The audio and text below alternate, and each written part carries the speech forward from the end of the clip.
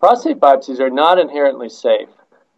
They often turn out well, but when they go badly, it can be life-threatening.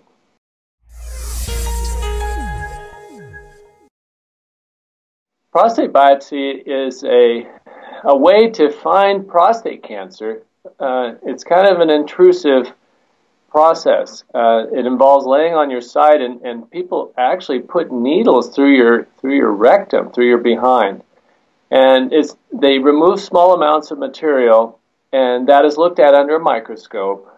And that's how they decide if a man has prostate cancer. So is this a safe thing to do? Well, the rectum's a dirty spot, and I'll tell you, about 3% of the time infections result, and men can end up in the hospital, sadly. And there are rare cases of people even dying from biopsies. The risk is about 1 in 1,000. And I'm not talking about people doing the job badly.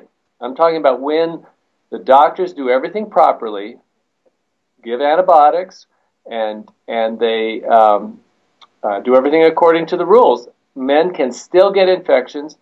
They can still end up in the hospital and rarely even die from biopsies. So biopsies are not intrinsically safe, no. And there's another risk as well, which I can't address in detail, but there are 2 types of prostate cancer, and one kind is low grade.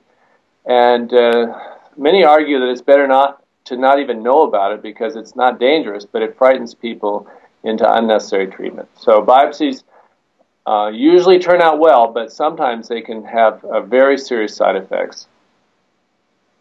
Some prostate cancers are high risk, aggressive, and more likely to spread.